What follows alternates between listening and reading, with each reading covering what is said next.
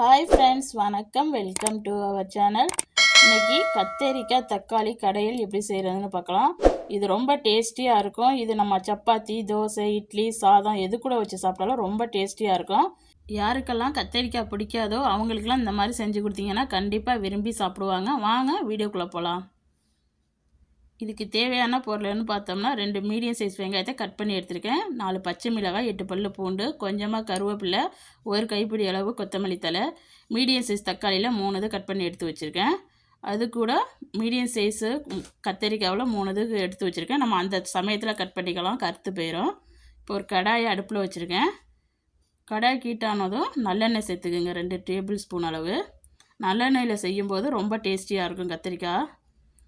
இப்போ எண்ணெய் காஞ்சோடனே வெங்காயத்தை சேர்த்துடலாம். அது கூடவே நம்ம பூண்டையும் சேர்த்துருவோம். எல்லாத்தையும் சேர்த்து நல்லா மிக்ஸ் பண்ணிக்கலாம். இது கொஞ்சம் வதங்கட்டும். இது கூட பச்சை மிளகாயும் சேர்த்துக்கலாம். உங்கள் காரத்துக்கு ஏற்ப நீங்கள் பச்சை மிளகாய் சேர்த்துக்குங்க. நான் 4 இது சேர்த்துருக்கேன். இப்போ நான் கட் பண்ணி வச்சுருக்கேன் தக்காளியும் சேர்த்துக்கிறேன். தக்காளி எவ்வளோக்கு எடுக்கிறீங்களோ அதே அளவுக்கு கத்திரிக்காயும் எடுத்துக்கோங்க. இப்போ தக்காளி 200 கிராம் எடுத்தீங்கன்னா கத்திரிக்காயும் 200 கிராம் இருக்கிற மாதிரி பார்த்துக்குங்க.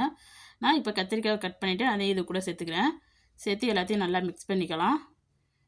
இப்போ இது கூட உப்பு சேர்த்து மிக்ஸ் பண்ணிக்கலாம், சீக்கிரம் வதங்கும். கத்திரிக்காய் தக்காளியெல்லாம் நல்லா சாஃப்டாகணும், அவ்வளோ நேரம் நம்ம வதக்கணும். இது கூட ஒரு சின்ன பீஸு புளி சேர்த்துக்கிறேன். ஒரு ப்ளூபெர்ரி சைஸில் புளி சேர்த்துக்குங்க. இப்போது 1 டீஸ்பூன் அளவு மிளகாய்த்தூள், அரை டீஸ்பூன் மல்லித்தூள் சேர்த்துக்கிறேன். இப்போ இதையும் சேர்த்து நல்லா சேர்த்து வதக்கிக்கலாம். அடுப்பை மீடியம் ஃப்ளேமில் வச்சுக்கோங்க. இந்த பச்சை வாசனையெல்லாம் போகிற அளவுக்கு நல்லா இதை வதக்கிக்கலாம். இந்த கத்தரிக்காய் தக்காளி எல்லாமே வெந்து நல்லா சாஃப்டாகி வரணும், அவ்வளோ நேரம் நம்ம வதக்கிக்கணும். இப்போ இது கூட ஒரு கைப்பிடி அளவு கொத்தமல்லி தழை, கொஞ்சமாக கருவேப்பிலை சேர்த்துருக்கேன். எல்லாத்தையும் சேர்த்து நல்லா மிக்ஸ் பண்ணிக்கலாம். பாருங்கள், இந்த அளவுக்கு வதங்கியிருக்கு. இப்போ ஒரு மூடி போட்டு ஒரு 4 நிமிஷம் வச்சிடலாம். இன்னமும் சாஃப்டாகும் நம்ம மூடி போட்டு வேக வச்சோம்னா. பாருங்கள், இப்போ நல்லா சாஃப்டாகிடுச்சு. இந்த அளவுக்கு நல்லா வெந்து வந்துடுச்சு. இப்போ அடுப்பை ஆஃப் பண்ணிவிட்டு இதை ஆற வச்சிடலாம். பாருங்கள், இந்த அளவுக்கு வந்த உடனே அடுப்பை ஆஃப் பண்ணிவிடுங்க. இப்போ இது நல்லா ஆறிடுச்சு. இப்போ இதை நம்ம மிக்ஸி ஜாரில் சேர்த்துக்கலாம். மிக்ஸி ஜாரில் சேர்த்துட்டு இதை நல்லா குறப்பாக அரைச்சிக்குங்க. பல்ஸ் மோடில் போட்டு நல்லா குறப்பாக அரைச்சி எடுத்துக்கலாம். பாருங்கள், இந்த மாதிரி இருக்கணும், ரொம்ப சாஃப்டாக அரைச்சிட வேணாம்.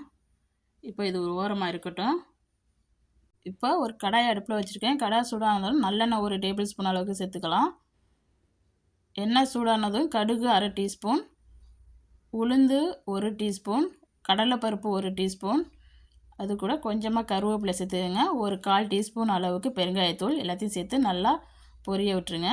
இது கூட நம்ம அரைச்சி வச்சுருக்க பேஸ்ட்டை சேர்த்துக்கலாம். அடுப்பை நல்லா லோ ஃப்ளேமில் வச்சுக்கோங்க.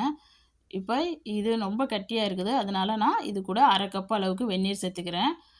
பச்சை தண்ணி சேர்க்கக்கூடாது, வெந்நீர் தான் சேர்த்துக்கணும். பச்சை தண்ணி சேர்த்திங்கன்னா அது நல்லா டேஸ்ட் வராது, அதனால் வெந்நீர் சேர்த்துக்கோங்க. உங்களுக்கு எவ்வளோ தண்ணி வேணுமோ அவ்வளோ ஊற்றிங்க. இதுக்கு தேவையான அளவு உப்பு சேர்த்து நல்லா மிக்ஸ் பண்ணிவிட்டு இதுக்கு மூடி போட்டு நல்லா கொதிக்க வச்சு எடுத்துக்கலாம். நம்ம ஏற்கனவே வதக்கிட்டு தான் செஞ்சோம், இருந்தாலும் நம்ம இதை மூடி போட்டு இந்த எண்ணெய் பிரிஞ்சு வர அளவுக்கு கொதிக்க வச்சுக்கணும். பாருங்கள், எண்ணெய் நல்லா திரிஞ்சு வந்திருக்குது. இந்த மாதிரி எண்ணெய் திரிஞ்சு வந்தால் தான் நம்ம கத்தரிக்காய் தக்காளி கடையல் ரொம்ப டேஸ்டியாக இருக்கும். இப்போ அடுப்பை ஆஃப் பண்ணிடலாம். அடுப்பை ஆஃப் பண்ணிவிட்டு இதை நல்லா மிக்ஸ் பண்ணிக்கோங்க. அவ்வளோதான், நம்ம சுவையான கத்தரிக்காய் தக்காளி கடையல் ரெடி ஆகிடுச்சு. இதை நம்ம சப்பாத்தி, தோசை, இட்லி, சாதம் எது கூட வச்சு சாப்பிட்டாலும் ரொம்ப டேஸ்டியாக இருக்கும்.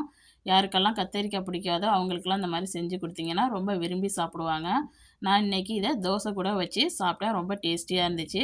நீங்களும் உங்கள் வீட்டில் செஞ்சு பார்த்துட்டு எப்படி வந்துச்சுன்னு கமெண்டில் சொல்லுங்கள். இந்த வீடியோ பிடிச்சிருந்துச்சுன்னா இந்த வீடியோவுக்கு ஒரு லைக் கொடுங்க. மறக்காமல் என் சேனலை சப்ஸ்கிரைப் பண்ணி வச்சுக்கோங்க. இந்த வீடியோ பார்த்த அனைவருக்கும் நன்றி.